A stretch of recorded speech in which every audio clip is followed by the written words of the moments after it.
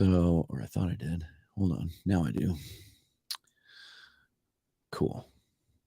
All right, here we go.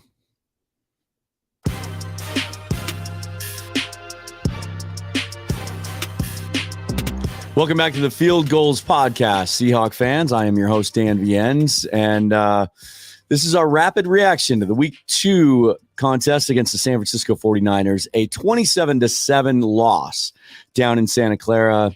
Lots to talk about. An ugly game, to be kind, a sloppy, ugly game. Mookie Alexander, managing editor of Field Goals, joins me, and we're going to break this down between the two of us. Mookie, welcome in. Yeah, it would have been better if I came on last week because that would have been a more enjoyable recap. Otherwise, I said in our private chats in the third quarter that this recap was only going to be a minute long, and this would be the shortest podcast in history. But I guess we do have to talk about. We got to face the music for that one because that was pretty bad. Yeah, it was, and we'll talk about kind of what that means, big picture, in a moment. But first off, right off the top. What we thought this game was going to be changed on the first drive for the 49ers. Trey Lance, their young quarterback, who they traded 3 first-round picks to move up and get last year out of North Dakota State. In the first quarter, on their first drive, inside the red zone, another quarterback power design run play called for him up the middle. He's hit by Cody Barton. He stays on the field. At first, I thought, well, he must have got a concussion. It looked like kind of in the pile that may be what happened. Barton got a good lick on him.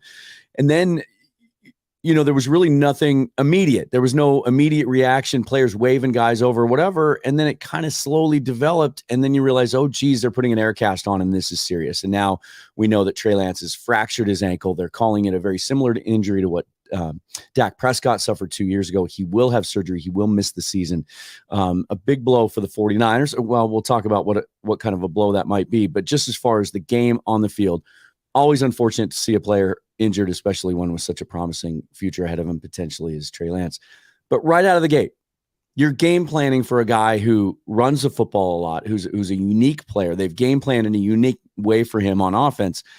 And now suddenly he's out of the game. Here comes Jimmy Garoppolo. After all the offseason, all the questions about whether he'd even be a 49er, it was assumed he'd be traded. It was assumed he'd be released. They end up extending him for moments like this that I'm sure they didn't expect to happen week 2. What were your initial thoughts when Trey Lance had to leave the game and we knew we were going to be having to flip over to facing Jimmy Garoppolo once again? Yeah, my initial thoughts were the same as yours when it came to the injury because I saw him grabbing his helmet. Yeah. So I thought, okay, he might have taken a headshot, and he's a runner, but they can still penalize you for taking a helmet shot. And then, of course, we're not at the game, but I see that people who are at the game are noting that the cart was coming out and thinking, all right, that's already bad. And then I hear air cast and that the teams are on the field, and you just fear the worst for him. And it looks like the worst has happened to Trey Lance, and that's really, really a bummer. Yeah. Because for whatever you may think of Lance's upside as a quarterback, he was thought to be the next franchise quarterback for the 49ers, an exciting young talent. And you got to think about how little football he has played over the last few years. Mm-hmm. I mean, he basically took 2020 off other than one game with the COVID year and decided I'm going to wait and then get drafted next year. So he gets drafted in 2021 and Garoppolo starts most of the season. He only appears in a couple of games. He only starts in a couple of games. He did like spot duty and in a game here and there. And now just in his second start as a full-time starter, he has a catastrophic injury. So by the time next year rolls around, he'll have played like 5 full games in 4 years. And I mean, you're not going to be able to develop that way when you're not playing a lot of football. So my heart goes out to Trey Lance. Hopefully he has a good recovery and it's as sound as can be. And then on the football side of things with Garoppolo, there was a part of me going, all right, the worst quarterback has come in because Garoppolo, you would figure he might not be terrible. He's not rock bottom of the league quarterback or anything, but he's willing to give 1 or 2 away. And naturally, he had no turnovers. But early on, the Seahawks defense was just letting Garoppolo get whatever he wanted. I mean, it was really bad in the first half. No pass rush for the whole game, but the coverage breakdowns were prevalent. And Garoppolo was just carving them up. And you know what? It tells you something that for somebody who does not take a lot of deep shots like Garoppolo, he was willing to sling it down the field. And that, given no game plan or whatever, the fact that they were willing to do that almost seemed like an insult to the Seahawks defense. But you know what? You got to stop them. And they did not do a good job of stopping Garoppolo in the first half. They did better in the second half, but I feel like that was a mixture of second half adjustments, and Mother Nature kicked in and gave us a good showering there down in Santa Clara. Yeah, second week in a row, the 49ers had to play in really, really tough weather conditions.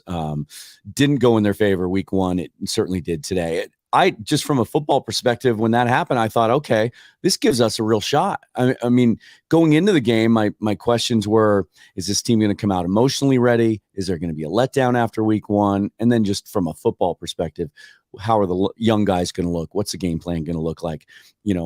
How are they going to – I thought this week was going to tell us more about who this team was than week one did, which we'll get to in a minute. But I'm thinking, okay, now the defensive game plan simplifies for the Seahawks, doesn't it? They don't have to worry about QB power. They don't have to worry about design quarterback runs.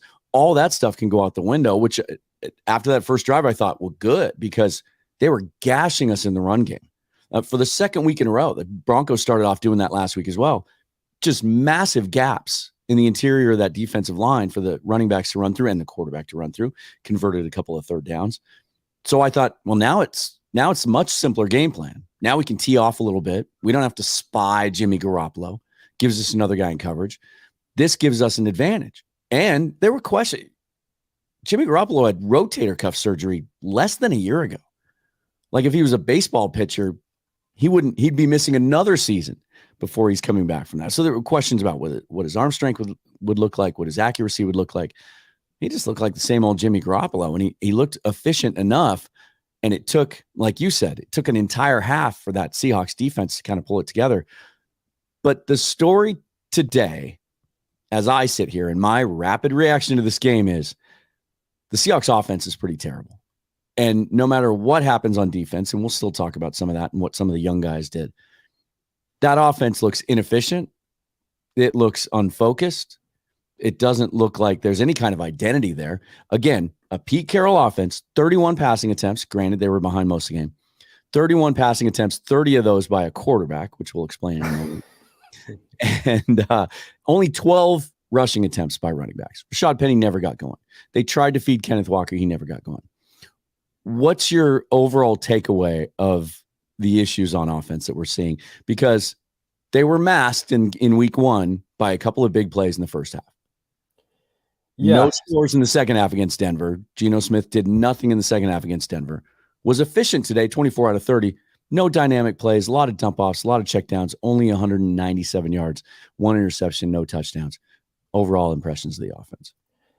Yeah, well, if I did an impression of the offense, it would just be a fart noise. But as far as the assessment of the offense, Geno is Geno. I mean, I compare him to it's not a direct comparison, but this looks like a lot of the Tavares Jackson games of the 2011 season, which and probably less conservative, or rather more conservative than that. The shots down the field were few and far between.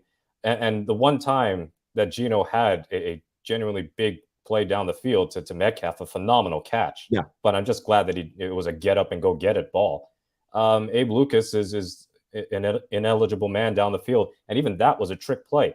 And boy, that wasn't the worst trick play of the game, as we found out later on in the series. But so I've been on the side of just keeping Geno as a starter, and then Drew Lock is like in case of emergency. And while I'm still on that side of the fence, and I believe that Lock's upside is really just not nearly as high as people think it might be, Geno's had 5 starts dating back to last year with the Seahawks. 3 in 2021 when Wilson was injured, and then the first 2 here. They have hit 300 yards of offense one time. And that one time was against Pittsburgh. That game went into overtime. So that means in 4 quarters of football, they have never gone above 300 yards of offense with Geno at quarterback. Yeah. Now, this wasn't all on him, because some of his better plays, again, erased by penalty. I didn't mind the interception because it was a 3rd and long play, and he's trying to convert down the field. But he made some other dangerous throws and had a couple of near misses. Yeah, a couple of near misses. His pocket presence still just is absolutely aggravating to watch. Like all our frustrations with Wilson over the years, Smith just does not sense pressure at a high level, and we shouldn't expect him to. I mean, he's been a backup for a while for a reason. So the passing attack was one thing, but the rushing offense was really inept. I mean, they had, I think Walker and Penny combined for 25 yards on 10 carries, and you're not going to just keep running into a brick wall. The blocking was suboptimal, and I think we should have anticipated that because, Denver is we think at least a decent defense, but the Niners defense has been great for at least 2 out of the last 3 years. When they're healthy, they're a great defense. And Cross and Lucas and Blythe and Jackson and Phil Haynes, because Lewis ended up getting injured, they all took their lumps at some point. Gabe Jackson in particular was really bad. And he's the veteran of the offensive line. Lucas had a couple of penalties, including one that was a real killer there on the Metcalf catch. But when they couldn't run the ball, I feared the worst because they didn't run it great against Denver, but they at least got a couple of good conversions here and there. And even Penny broke one for 20-something yards in that game. But in this one, their longest carry was 8 yards. And Smith is not really a dual threat quarterback. So, yeah, this offense is just really not going to be up to par against good defenses. Now, the Falcons defense and maybe, other bad teams, that could be a different story. Sort of like the Jaguars game last year. Regina was starting out hot and they won comfortably. But against defenses like San Francisco, they really have no chance because if the running game gets stuffed, they're going to be put in too many obvious passing situations that Smith is just not going to be able to handle. And if I have a bone to pick with Shane Waldron beyond the play call that we'll talk about a little later on, why is DK Metcalf treated like a possession receiver? Because I'd love to see his route tree. And it is baffling to me. This is 2 games in a row now where his catches are generally within 5-10 yards of the line of scrimmage, and targets down the field are virtually non-existent. And if that's the way, that is like the least efficient way to use DK Metcalf. They used Lockett pretty well. I mean, Lockett was one of the few players in this entire game who could hold his head up high. Yeah. And he had 9 catches for over 100. But Metcalf, a non-factor, albeit the stat line would have looked better if Lucas was a yard closer to the line of scrimmage. But it was just an uninspired performance. And I do, for even though Gino wasn't good, I put a lot of today's blame on Shane Waldron. That was not a well-called game at all. No, not at all. And to your point, so far on the season, doing some quick math, DK with 11 catches for 78 yards, if my math is correct. So definitely possession receiver type numbers. You mentioned the big play, and that was kind of manufactured on a trick play, which I thought was even sloppy from the beginning. It wasn't really in sync, and the throw from the running back wasn't great. I thought Gino was late getting rid of it. It was just an incredible jump ball from DK Metcalf. But I'm with you. We all know that Gino won the job, and I'm going to do finger quotes on this. He won the job in preseason because Drew Lock made too many mistakes and because Gino was the safer player.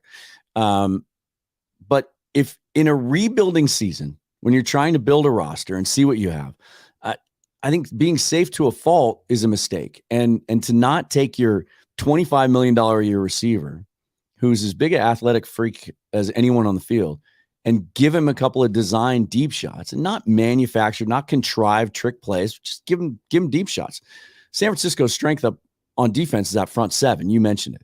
Their corners are good, but they're not great. They're not known as great coverage guys, and they're certainly not matching up with DK size-wise. That's frustrating. You mentioned Tyler Lockett. He did have the 9 catches for 107 yards today.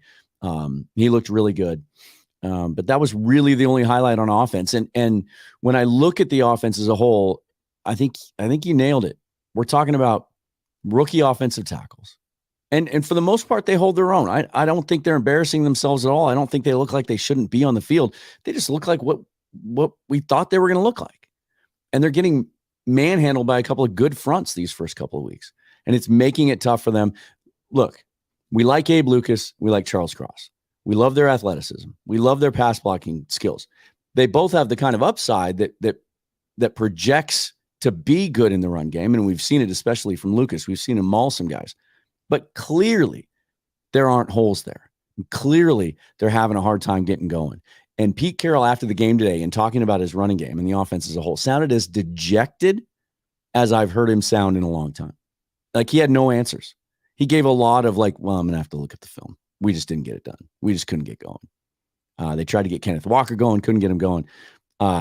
He sounds like a guy who's a little lost for answers right now. But I pin that on the offensive line. I just think they're young, and we're gonna have to struggle through this experience.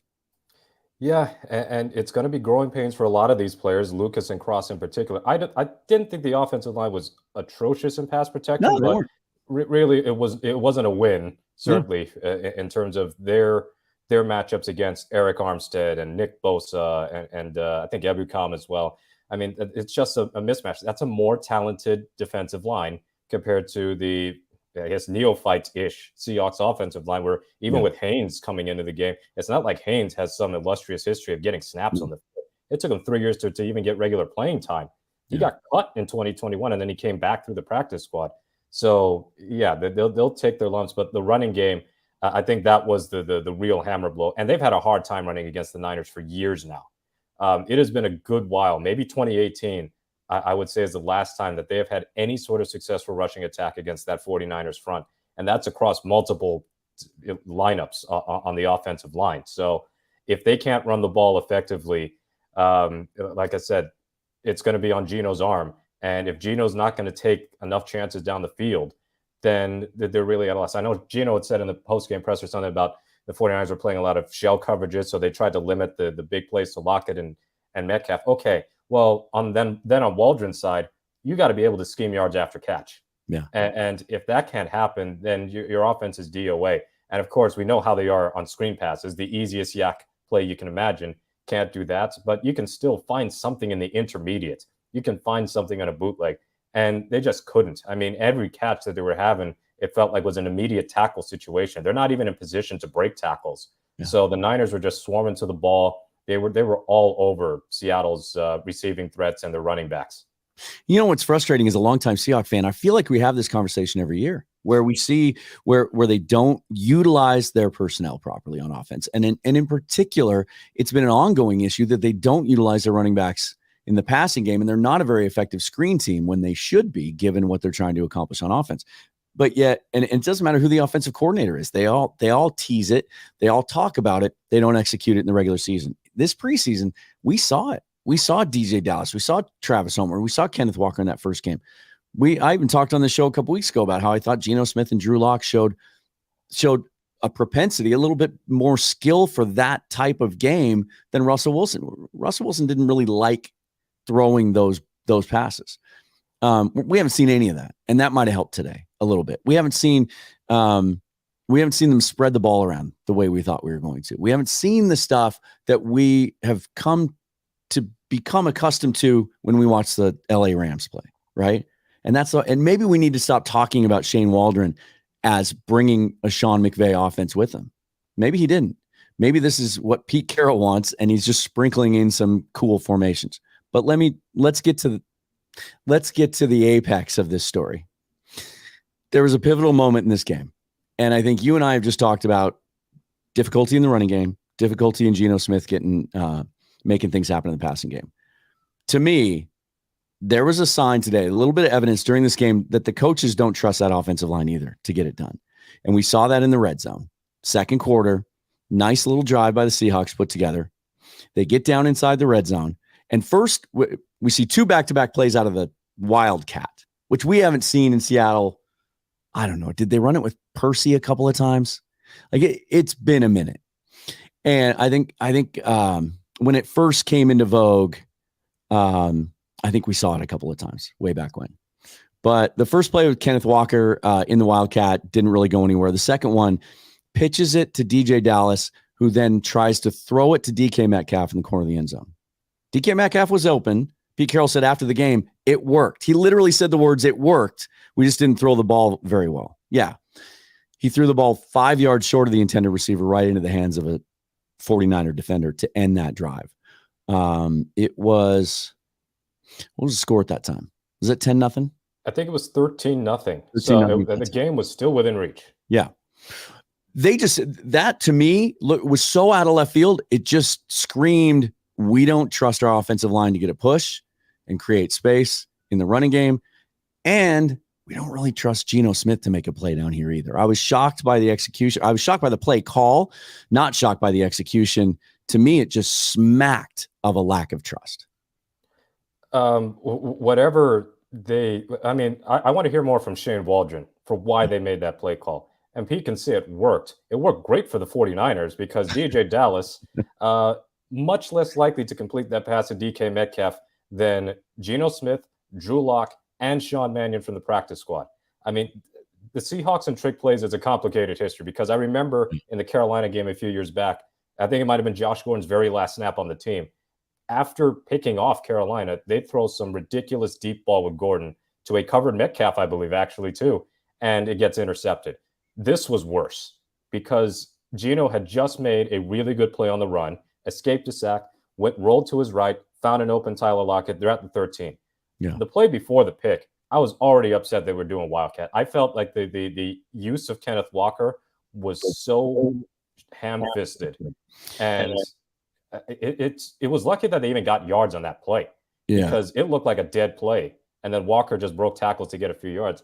And then I see, wait, they're doing Wildcat again? I mean, say what you want about Pete Carroll and, quote, Stone Age offense. He has modernized to 2008, the Ronnie Brown years, because that was when Wildcat really took off in the NFL with the Miami Dolphins using it against New England. But in 2022, using that back-to-back plays is befuddling. Dallas has never thrown a pass in his career, or at least in his NFL career for sure. I don't recall if he's ever thrown a pass in college. And sure looked like he'd never thrown a football before. I mean, it was as ugly a throw as you're ever going to see from a running. Yeah, I would have assumed that they had replaced the football with a shot put of sorts. I mean, it was just so inept. And for the Seahawks to just give away points like that because they were in field goal range. Yeah. At worst, if you kick a field goal, it's 13-3, and you're cool with that. But they should have just kept Geno in the game. Geno has his best play of the whole game, and they take him out for the next 2 snaps. I mean, that was a really awful decision by Shane Waldron to even go to that well. And the Seahawks never really recovered from that. And it got worse because you had another turnover right after that maybe should have been a penalty on the 49ers. But that play, the Dallas interception, that was a microcosm of how sloppy and undisciplined and generally disorganized the Seahawks looked throughout this game on both sides of the ball, but particularly on offense. Well, I've just always been a proponent of play to your strengths and use what you have at your disposal. And, this was shades of Jimmy Graham's first season in Seattle and his third season in Seattle when, you're inside the red zone, right? You're rolling a little bit. The game's still within reach. The other team's playing with their backup quarterback, regardless of the fact he's an experienced player. You've got DK Metcalf, again, one of the most physical receivers in the league. A guy 40-plus inch vertical lead. You're supposed to be the one. Sorry, hang on. I've got box score opened up on ESPN here, and it keeps rolling these ads. You could throw him a fade. You could try to get the ball to him in space. You've got a 6'8" tight end in Colby Parkinson. You've got all those tight ends. Really, you've got weapons down there and a big, tall quarterback who can try to make a play. It just seemed really weird. We just spent the entire offseason listening to Pete Carroll talk about how they wanted to play football. They want to run the football. They want to base it around that. They want to play efficient in the passing game, take some deep shots once in a while, get some explosive plays, and play good defense and special teams. And they get into the red zone with the game still in reach on the road against a good opponent, and they do that. It just seems really, really contradictory. Yeah, it was. And you know what? I'm reminded when Dallas made that ill-fated throw, I'm reminded of when Darrell Bevell back in the 2011 season, I think it was the Monday nighter against the Rams, and he had Marshawn Lynch do a trick play pass, not once, but twice, incomplete both times. Turns out that was a lot better than what we saw today. I haven't pulled up any advanced metrics or anything, but I bet the win probability, which was already probably not going to be high at that point, just plunged straight after, because you can't have that sort of turnover when points were going to be at a premium just on the weather alone. I mean, the over-under on this was low for a reason, and it still hit under, in large part because of the Seahawks' ineptitude. But, it's going to be a bad weather game. That's a really good defense. You cannot screw around inside the 20-yard line, really not anywhere at any part of the field, but especially there when points are highly likely to be scored as long as you don't turn the ball over. Yeah. And it's unfortunate for DJ Dallas. He should have never been in that position. I think that's different. And for the Seahawks, part of the reason that they haven't scored in 6 quarters, in 6 consecutive quarters, is just silliness like that. It's the turnovers. I mean, Metcalf lost a fumble last week, And then Dallas throws an interception in the red zone. They've been their own worst enemy. And you add in the penalties too. Just it was frustrating. And it could have been a lot worse. I think the 49ers were hardly great. I mean, it was a workmanlike performance from them. They really never had to get into second gear. And we really did see in the second half, I thought the defense came back and played well. I thought they really shored up some of those run fits and made it much more difficult for the 49ers to run the football. They got a little pressure on Garoppolo. He got hit a couple of times. They were in position to make a couple of plays. It was a good enough defensive performance in the second half to give them a chance to come back and win the game if the offense could do anything. They did do this, not the offense, but the Seahawks did, talking about their special teams. Let's listen to their one highlight of the game. 20, and it's blocked. That's a live ball into the hands of Mike Jackson. And he gets past Wisnowski. Tariq Woolen comes up huge. The rookie with the block. And Mike Jackson with his first NFL touchdown. And that has turned the game around, perhaps. Keyword there, perhaps.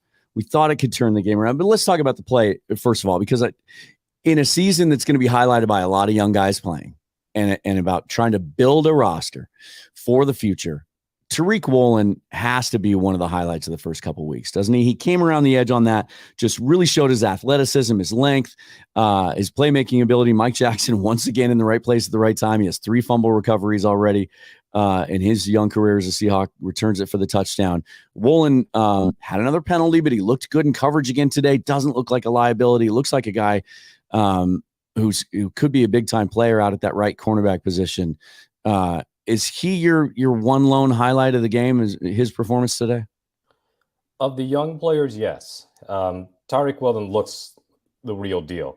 He hasn't looked out of place at corner through 2 games. And unlike Kobe Bryant, whom I think might have a hard time seeing the field these next few weeks, unless Justin Coleman's out a little bit longer term, Woolen is a value both defensively and on special teams. I mean, that was a great, well-timed block. He almost had Ross Dwelley doing the splits. I mean, that would have been a painful thing for a big man like Dwelley to try and block 2 people at once. But Woolen got around him, and that also shows his speed. I mean, his speed, we already knew was fantastic, both in his tape and at the combine. And Michael Jackson is the ultimate opportunist, you could say, because he's got 2 fumble recoveries at the goal line, and then he gets a scoop and score on the Seahawks' first blocked field goal touchdown since the 42-13 drubbing of the Niners, in which I believe it was Red Bryant, who was prolific at block kicks. He got the ball, I think, on a David Akers field goal. And it was a similar distance. It was a very short field goal that got blocked, and Richard Sherman picked it up and scored, and that pretty much ended the game. This was perhaps a turning point, but this wasn't like that 2006 game, the Bears are who we thought they were game. Right. Chicago down 20-0 against Arizona, and then they win with 3 defensive and special teams touchdowns. That was really the only way the Seahawks were going to win the game. So Woolen, very encouraged by his play. I would say of the defensive guys, Al Woods was a standout because as bad as the run defense was for much of this game, he does his assignments. And I tell you what, the roster construction of this defense is odd because they look so undersized in the trenches, and it shows in how many of their guys are getting destroyed at the line of scrimmage. It's less of the linebackers; it's more the defensive tackles and ends. They're losing their matchups too often. Al Woods is the exception. Uchenna Nwosu, you're talking about quarterback hits. He literally had the only quarterback hits for other. Well, Boy Mafe had a sack on Garoppolo. I don't know if that'll be corrected because that looked like a busted play, and Garoppolo got back to the line of scrimmage. So they're going to give him credit him with a sack. Yeah. So they give him a sack and a quarterback hit for that. But Nwosu had 3 quarterback hits, so obviously several pressures and a pass defense. He has been one of the bright spots through 2 weeks, as has Al Woods, as has Tariq Woolen. They did better in the second half, but as a whole, I feel like the roster is set up that they have to be bend but don't break. And eventually they had to break at some point, but the missed assignments, the bad tackling again. I mean, the poor tackling at all 3 levels, whether it's the defensive line or the linebackers or the secondary, they're letting too many guys off the hook for turning big losses or no gainers into several yards. Like Deebo Samuel had a 52-yard run where Darrell Taylor had him dead to rights, and he got his ankles broken instead. Yeah. Taylor has been a big disappointment to me through 2 games. Yep. I know he got a couple of good run stops, and eventually they stopped getting gashed for 6-7 yards a carry. But he has been a total no-show in terms of the pass rush. And a lot of it is I think he's just too eager to go upfield. He runs himself out of plays way too often. And then they tried to put him in on twists, and just nothing was working there. So the pass rush, our question mark would be, who was going to generate the pass rush? Was there going to be a dominant pass rusher? Could Darrell Taylor make that leap after a promising first season, essentially, because he didn't play in 2020? Yeah. And through 2 games, I've not been impressed. And really, he has to be better than that, because after Nwosu, I mean, there's a pretty big drop-off as far as who else has been effective in terms of pass rush on the edges. And if that's going to keep happening, the Seahawks are going to repeatedly have 5, 6, 7-minute drives stacked up against them. As much as you can pin the offense for a lot of why the time of possession stats have been lopsided game after game after game dating back to last season, this defense played the most snaps in the NFL in 2020 in a 12-4 season, I might add. Most snaps in the NFL last year, and they played a ton of snaps through 2 weeks again. Some of that is the defensive scheme. And while bend but don't break may be the best way to minimize the potential, go big or go home, and then they get 30 or 40 put on them, it's agonizing to watch death by 1,000 paper cuts, because, I mean, they were good on third down this time, but early in the first half, they're getting chewed up on early downs. Yeah. And at that point, I don't care how well you're performing on third down if you're giving up first downs and first and second down. So the defense redeemed itself sort of in the second half, but in the first half, that looked like basically what we criticized Ken Norton for. And as much as it doesn't matter the coordinator at this point, whether it's Clint Hurt, whether it's Ken Norton or Chris Richard, these last couple of years, it's sort of been the same deal. Without a pass rush, the way this defense is set up, they're going to have a hard time just getting quick 3-and-outs. And they were unlucky, admittedly, that they kept getting penalized. Yeah. Kobe Bryant's got a couple of flags, and I think at least one of them was very well deserved. Michael Jackson got a DPI. Woolen might have gotten flagged as well.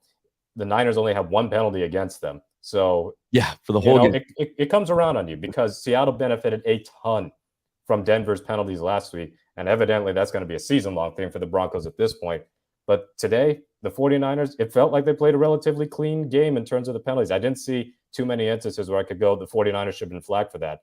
The Seahawks might have been harshly flagged on a couple of plays. I think there was one PI that Brian had where I thought the pass was uncatchable. But in general, they earned this L and then some.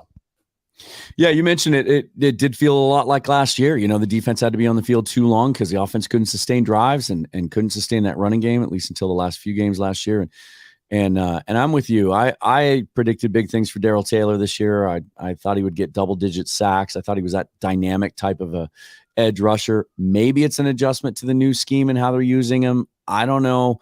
I wonder if Boye Mafe might start to get some more snaps as we move forward, because it does seem like when he's in there, he's around the ball and he tends to make plays. But that's been my biggest disappointment. And then you pointed it out. That defensive line just isn't impacting the game. And the one guy on the interior that can kind of get after the quarterback a little bit, Shelby Harris, left the game again today. It's a hamstring issue. Don't know how serious that is. It's, when we start talking later in the year about all those extra draft picks we have next year, and certainly quarterback's going to be a center of that conversation. I think a dynamic difference maker on the defensive line is a huge, huge, huge need on this team. It's something they're lacking right now. And the way you make up for that is with linebacker play. I thought Brooks and Barton were good. Again, they had 21 tackles between them. But, Jordan Brooks is racking up tackles, but he's not making plays either. He's not really doing anything dynamic. It's just when your offense can't sustain drives, you have to have some guys up front that can impact the game. And we just haven't shown that so far. And then we get the block field goal. So it's 20-7 at that point, still early in the second half. There's a chance next time we get the football on offense, 2 interior runs on first and second down, and then a Geno Smith designed run on third down, wasn't it? That comes up short, 3-and-out. And to me, that was the game. You come out, you're going to go wildcat trick plays in the red zone in the first half, right? To almost take yourself out of the game. You come back in the second half, you get back into the game potentially, and that's your answer. It just felt like a young football team that doesn't have enough playmakers, that's trying to figure things out, going up against a team that's got more things figured out.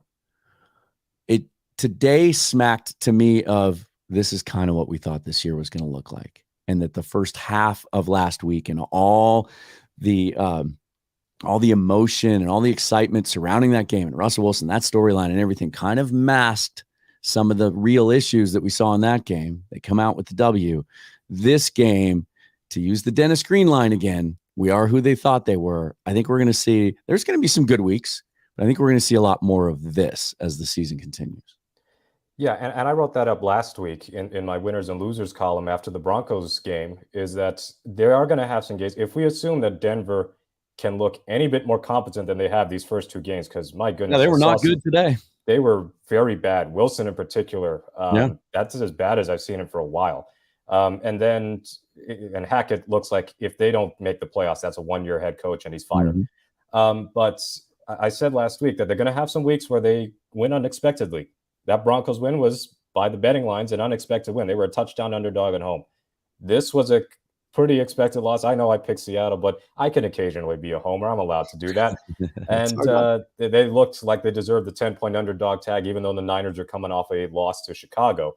Yeah. And you think about the bad teams on their schedule per se, like Atlanta, they could easily be 2-0. I mean, they blew the Saints game, but Atlanta's just got that unique ability to squander leads. And then of all things, they almost come back from 28-3 down to beat the Rams, and then Mariota throws an interception. So you can't take the bad teams, quote unquote, lightly if you're the Seahawks, because if you are a bad team, then there are no easy games. So you look at Atlanta this week. Detroit's 1-1, but Detroit has played. They've lit it up on offense through 2 weeks. New Orleans' offense looks pretty much as bad as Seattle's outside of the fourth quarter of the Falcons game. But their defense is good enough that could be an ugly mess of a game from start to finish. Yeah. Or Carolina, again, bad team, 0-2. That's a little bit further down the line. There might be some weeks where they lose to a bad team as soon as next week, perhaps. And then there are other weeks where you could go, wow, they might just topple the Raiders or the Chargers or pull off another win in Arizona or something. There's going to be weeks when it all comes together. I think there's enough talent there for sure. Yeah, it's just the nature of a team that doesn't have high expectations. I know week one is perfect overreaction week because 1-0 always feels great. I mean, opening day across all sports, whether it's the Major League Baseball or National Hockey League or the NBA, but 1-0 in a 17 game season, you've got dreams. Yeah. And then week two is normally the reality check week. And there are a lot of reality checks around the league. And I think the Seahawks certainly got one. And look, it's still very early in the season. There's still adjustments that can be made. I've noticed that a lot of offenses have not looked all that cohesive, including Denver, especially Denver. Yeah, Bengals have struggled on offense. Joe Burrow doesn't look very good. There's Arizona looked terrible for 3 quarters again today before they pulled it out at the end. There's you're right. It's a league of adjustments, but week 2 is the ultimate adjustment week. It's, there's teams that with new coaching staffs and new quarterbacks and things in week 1, and you don't know what to expect from them. There's a lot of vanilla game planning that happens in week 1. And then you kind of find out who teams are. And I think we might've seen a little bit of that today. And that's the thing to me about Geno Smith is everyone knows what he is. Even when he's playing well, he's not a guy that's going to strike fear in opposing defensive coordinators, and teams know exactly how to defend him. Let me ask you this. If today is more like what we think we're going to see the rest of the year, and this is a team, it's easy, like you said, to get caught up in week 1. Hey, wow, they pull one off this week. Then they got the Falcons coming in. Then they got the Lions. Maybe they get off to a good start. Maybe this team can kind of sneaky contend and win 8-9 games. Now, after this week, I think a lot of the talk on sports radio and Twitter is going to be, okay, which quarterback are we going to draft with our top 5 pick? Because now we're back to thinking that this is what it is. It's a rebuild, and it's all about next year and what we do in the draft next year. If that is the case, and we see more performances like this, how long do you think the leash is on Geno Smith? At a certain point, do you think they turn to Drew Lock for a spark and just to see what they have as they try to make some decisions moving forward? I would be stunned if Geno actually started the whole 17, because that would mean he's been not because of injury, right? Not because of injury. And to tell you what, this has been the last few years, we've seen quarterbacks just go down on a weekly basis. Even Russell Wilson, as indestructible as he's been, he finally had to miss time last year. We've seen freak injuries like Prescott's last week knock you out for a few weeks. I think we'll see Locke at some point. And again, it's I don't want to say lesser of two evils, but it is a pick your poison deal where Geno is less turnover prone than Locke, but he is unlikely to give you deep shots down the field or something that can make defenses think, as far as stretching the field. Whereas Locke can give you more splash plays, but he's also extremely erratic with his accuracy. And the turnovers he committed in preseason and the turnovers he's committed in Denver make you realize he is probably not a viable starting quarterback in this league. But just for something different, that could happen. But I don't think this game Pete will be willing to put on Geno as much as it was the lack of a running game, the struggles with the offensive line and pass protection, a couple of bad breaks here and there, and the 49ers being a good defensive, not a great one. But if this persists against worse teams, like if I see next week against the Falcons, they're scoring 10 offensive points, and then against Detroit, they're struggling to score, and against the Raiders and other teams through the first half of the season, then there's going to be some consideration as far as making a quarterback change. I can see it happening. I wouldn't bet on it just yet, but I also wouldn't rule out us seeing all three quarterbacks. Could end up seeing Sean Mannion in case it really gets bleak. But with the Seahawks offense in the Geno Smith world, you're going to get a lot of games where, wow, his stats look pretty inoffensive, and the offense is just generally inefficient. So Waldron's really going to have to earn his stripes by finding ways to maximize his efficiency. And he's still got time. It's still very early in the season. Everybody's 1-1 in the NFC West now, thanks to Arizona's comeback for the ages. But it's also hard to watch. And at least I want to see an exciting offense. And the excitement level from quarter number 3 of the Denver game through the end of this 49ers game has been very, very low. And like I said, it's somewhat reminiscent of the Tavares Jackson offenses in 2011. And the only way that gets fixed, I think, if it's going to be similar to Tavares' year, is if the running game gets going again. I know they have to pass to win, but if they can unlock Penny and unlock Kenneth Walker and just get chunk plays so that not everything is going to be put on Geno's arm, then there'll be reason for optimism. But in the meantime, Seattle's got a brutal schedule. There's no two ways about it. And I know the Raiders might be 0-2 and the Chargers are 1-1, and you don't know how healthy Herbert's going to be in a month's time. But you figure that the Seahawks are going to be an underdog for a lot of games for the rest of the season. And a lot of it is because the strength of the defenses that they're going to face down the line is going to be absolutely brutal just in terms of the pass rush. And you're playing the Raiders with Chandler Jones and Max Crosby. You're playing the Chargers with Joey Bosa and Khalil Mack. The Falcons don't really have too much of a pass rush, but Arnold Ebiketie is somebody who looks promising through the first couple weeks of the season. And Aiden Hutchinson, I think, had 3 sacks today against Carson Wentz. 3 sacks in the first half. So it's going to be a tall order for this offensive line, and therefore a tall order for Geno Smith. And really, if the Seahawks are going to be able to scrape together more wins down the line, beyond the offense finding a way to be more efficient, the defense is going to have to force turnovers. And they forced none today because a blocked field goal is not a turnover. And they weren't too close. I mean, I don't think they forced any fumbles. They weren't very close to it. I mean, Quandre might have had an interception, but it was better to drop that for field position reasons. Over the last 20 or 21 games, the Seahawks have had like 3 interceptions by cornerbacks. So Quandre Diggs has been the ball hawk. They have to find ways to generate some game-changing plays on defense instead of just letting teams march down the field 6-7 yards at a time. You can't have both. You could get away with it in years past when Wilson was able to make magic happen. But with a Geno Smith offense or a Drew Lock offense down the line, you can't have that and the defense just letting plays develop, letting drives get into the red zone. That's not sustainable because one of these days, it's not going to be only giving up 27. It's going to be giving up 40-something. Well, I hinted on Twitter today that I had a little bit of a conspiracy theory about the Seahawks, and here's I'll unveil it now. Pete Carroll's never, ever, ever going to use the word tank. He's never going to admit that they're rebuilding. In fact, he's done the opposite, that he's kept the company line, that we can compete, and we think we like this roster, and we think we have more talent on this roster than other people around the league and people that cover the sport do. But look, they're tanking. They're 100% tanking. And if you needed any evidence other than that, they could have gone out and got, They could have had Matt Ryan for a 5th-round pick, but maybe that was a good choice because it looks like Matt Ryan might be done. He's been terrible for the Colts through 2 weeks. They could have had Baker Mayfield, who's looked okay for Carolina for a 5th-round pick that could become a 4th. If they were serious about wanting to win this year, they could have done those things. Then they pivot and they talk about how much they believe in Geno Smith and that he's the guy and that they think they can win with him. And the guys know him in the locker room and he knows the system and everyone's going to rally around him. But they've showed such a lack of trust in him. And he's shown such a lack of playmaking ability that, look, we know exactly what's happening here. And so week 1 was fun. It was a lot of fun. It was an exciting, electric atmosphere. It kind of hinted at what could be. And it was cool to get that moment, with Russell Wilson being involved in and all of that. But now we're in reality. And I do think that what we saw today is a lot more of what we're going to see the rest of the year. And so I think what we're going to be talking about on this show for the remainder of the year, for the most part, rather than really picking apart each game and where the pivotal moments were, is looking at the big picture.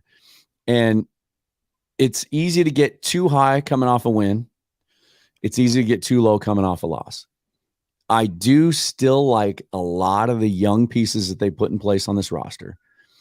And if a couple of plays had gone differently here or there, and this had been a 3-point loss or a 1-score loss, and they had a chance to win at the end, I think maybe we're feeling a lot differently about this. And I do think there were still some good things to take away from this game, and that is that there are a lot of young guys playing.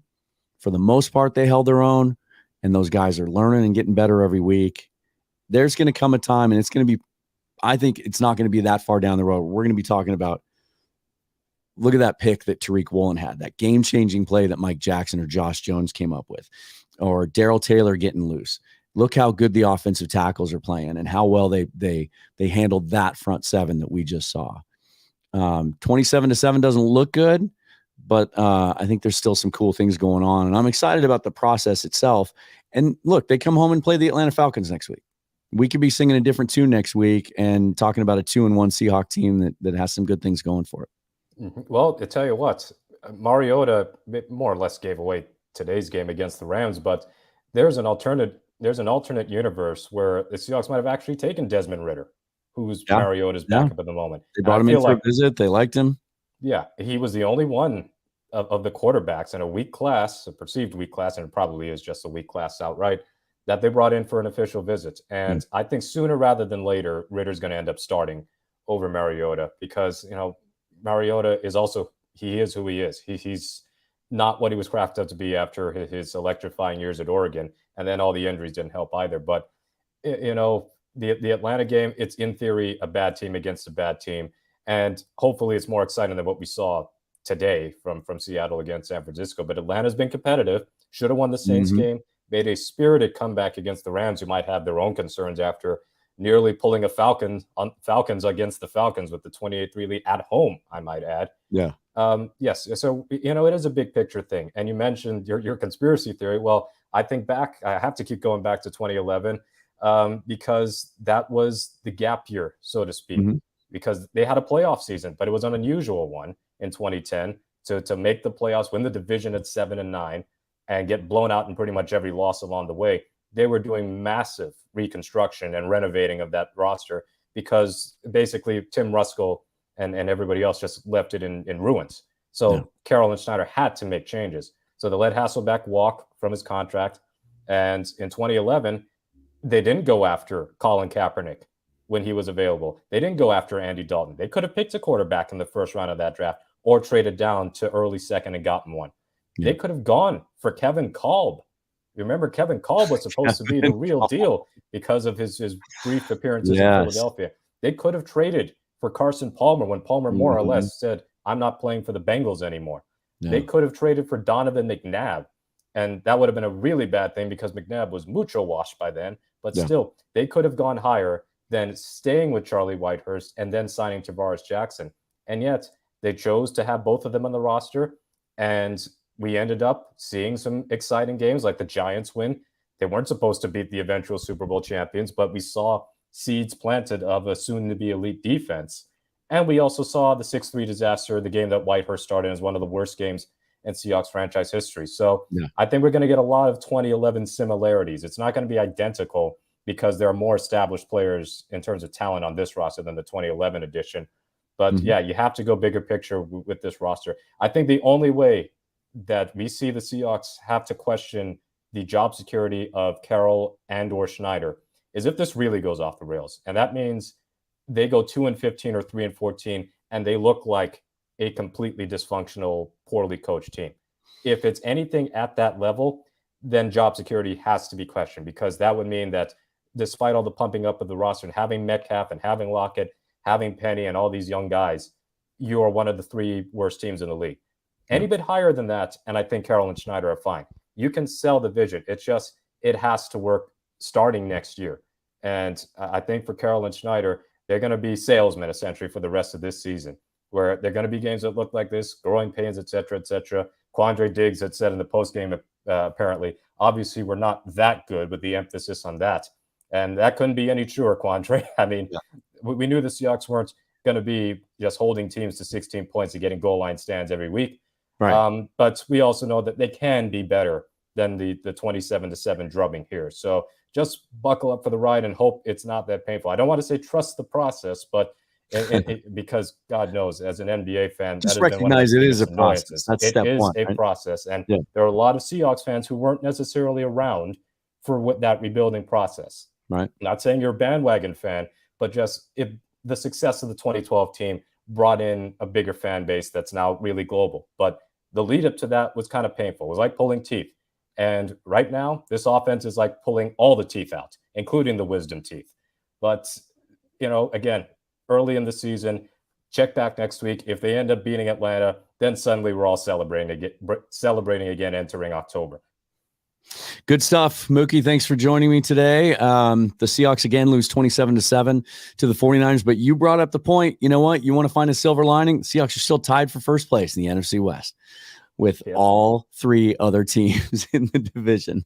Didn't look like it was going to be that way until Arizona came back and got that win today, but they take on the Atlanta Falcons next week. It's a Sunday home game. I think the forecast looks pretty good. Should be good conditions for the Seahawks.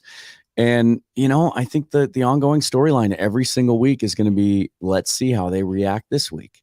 So I wanted to see how they reacted coming off an emotional week 1 high. Didn't go so well. How are they going to bounce back now, coming back at home after losing to a division rival and playing really poorly? How's Geno Smith going to bounce back? How's that defense? Are they going to take another step forward? Are we going to see some personnel changes? That's the kind of stuff on a week in, week out basis that I think is going to be kind of fun as we move forward. Thank you for your insight, Mookie. As always, read the website, fieldgoals.com. His game recap is up there already. We tons of good stuff coming up over the next couple of days. I'm going to listen into Carroll's radio show tomorrow morning, see if there's any insight there, anything cool I can pull from that. So I may do a reaction episode of that tomorrow as well, if there's anything I think is cool. I do expect he will sound a little more optimistic tomorrow. He tends to do that. After watching the film, sleeping on it, he'll come back with some rah-rah stuff tomorrow. We'll be there for that. Mookie, thanks for joining me. You can find him on Twitter at Mookie Alexander. I am at Seahawks Forever. I'll talk to you in a couple days. Thanks for listening to the show. I outkicked my coverage. I went past the music. I tell you what, ESPN and their autoplay, because I assume you're on ESPN side, weren't you? Yeah, but then I switched over to NFL.com and did the same thing. Yeah, I hate autoplay videos. And the thing is, this work laptop, I'm using Safari because they gave me a MacBook. And because it's, controlled and everything, I can't put my AdBlock Plus on here. And I got other settings to stop on my normal computer. My desktop is literally right in front of me. Yeah. I'm just using, the other part of my desk to use the laptop. But it sucks having to do the autoplay, and it catches everybody off guard. Yeah. So it'll be it'll take some getting used to a work laptop. But beyond that, I'm sure that can be edited out. The audio creeping in there from the player. A couple of times. I can fix that. So I'm learning that Chicago is leading Green Bay. Goodness gracious. Are they? Yes, apparently so. That doesn't surprise me. I feel like Green Bay could just be kind of a shit show this year. Yeah, well, I'll tell you what, if they are, then I won't be losing any sleep. Well, yeah, I don't think any Seahawks fans will be. Nope, not at all. So let me know when this is up, and then I will do a post on it. So far, so good with the downloads, it seems like. I mean, the rapid reaction. I bet you we're not going to get as many downloads today compared to last week, because nobody likes to listen to extended. extended post-mortem, but we're not ready to put this season in the grave just yet. No, and it's I what I anticipate is kind of like bye week ish, like mid season. The conversation is going to pivot unless they go on a run and they're 6-2 or whatever. Yeah. Conversation is going to start pivoting, and it's going to be about specific players, who's going to be part of this, who isn't. We're going to start talking about, I'm going to have guys on that watch college football. I'm going to have guys on that talk quarterbacks. We're going to rank quarterbacks. We're going to re-rank them and talk about who some of our targets might be, and start really focusing on some of that stuff and talking draft probably earlier than we normally would. Yeah, I've been watching a lot more college football. I've fallen out with college, and it was two-part thing. Me too. But I've been recording games this year. I've been recording mostly the quarterback stuff. Yeah, I mean, part of it was, of course, I've been covering UFC for like a decade, but now that I don't do that anymore, like that has freed up 40-something Saturdays a year, and suddenly I can get back into it again. Yeah. And there was also fears that when I was living on the East Coast, I was just not going to stay up till 1 a.m., 2 a.m. to watch, substandard football.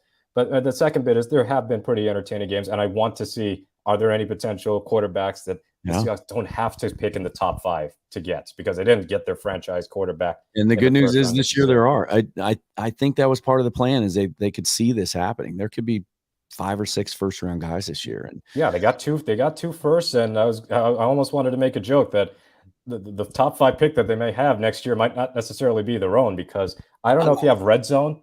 But I tuned into Red Zone here and there, including during the Seahawks game, because I knew the game was done like in the third quarter.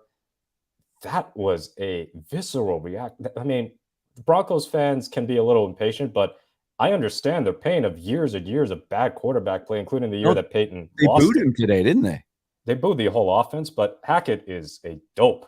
Yeah, I mean Aaron Rodgers basically Hackett should donate like 90% of his salary to Aaron Rodgers, because Rodgers was an MVP before Hackett was ever his offensive coordinator, and he can't manage the clock. They can't run short yardage plays, and Wilson just looked terrible. I mean, San Francisco, Denver's next Sunday night, and I'm in between two minds. There's a part of me going, get that draft pick improved, baby, go Niners. Hey, and the other part's going, it would be really exciting to watch all these cocky Niners fans celebrate this win over the Geno Smith-led Seahawks, and then Russell Wilson gets them one more time. There's a real chance. Yeah, there's a real chance we end up with 2 top 15 picks. Yes, I mean, I said it on the podcast. It would be so Seahawk for them to use the first pick on a defensive lineman or whatever. I'm begging for them to use it, because and then on the quarterback.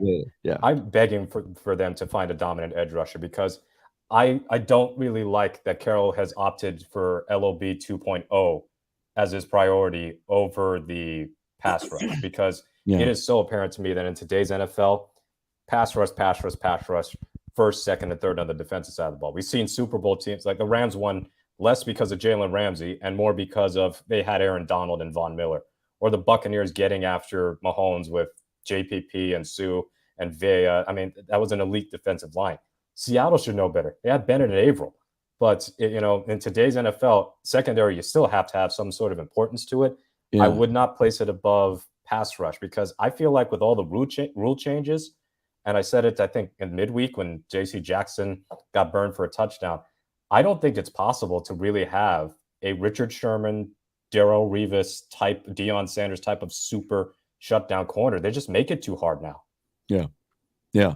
I mean, today was a good example of that. Like, neither of those, none of the PIs called against us were egregious, Yeah, I mean, that's not a PI 10 years ago. And then the other problem is that offenses have just gotten smarter at attacking corners. Instead of just going, 10, 15 yards, taking deep shots, they'll try and get them a dink and dunk here, or get guys moving through motion. And like, the game has changed too much to have a generational impossible to throw against corner. Jalen Ramsey been getting cooked for weeks now, dating back to last season. And he's a really good corner, but he's not Sherman, never will be. He's not Revis, who might be the greatest cover corner I've ever seen. Just too difficult, especially with the way the game is repped and the way that offenses are schemed up. But you can't scheme away a dominant pass rush for so long. I think you're right. I mean, our 2 best guys are kind of smallish outside linebackers. And if you're going to switch to a 3-4, like most really good 3-4 teams have that stud 3-4 defensive end who's like 6'6", 275, but he's got some explosion. He can handle the run fits, but he can come off the edge too. And it's like we're playing Poona Ford at defensive end technically. I thought it was interesting that Daryl Johnson got so many snaps today because he kind of fits that mold a little bit more. I thought that was I had to double check. I had to pull up the roster to go. I forgot he was on the roster. I remember he was a late waiver claim from the Panthers, right? Yeah. And he was he's 6'6", 265 or whatever he is. Like he looks like a freak, and he made a little bit of an impact. Like, yeah, that's interesting. It wasn't bad. I mean, and I wonder. I think those snaps came from Darrell Taylor. Like, might have, because he was unplayable for like several snaps. I have no idea what that was. He's just getting caught in the wash, and he's not beating guys off the edge. I don't know. It's worrisome. Luckily, it's the guy I wanted to point out, but I'll do it in the write-up.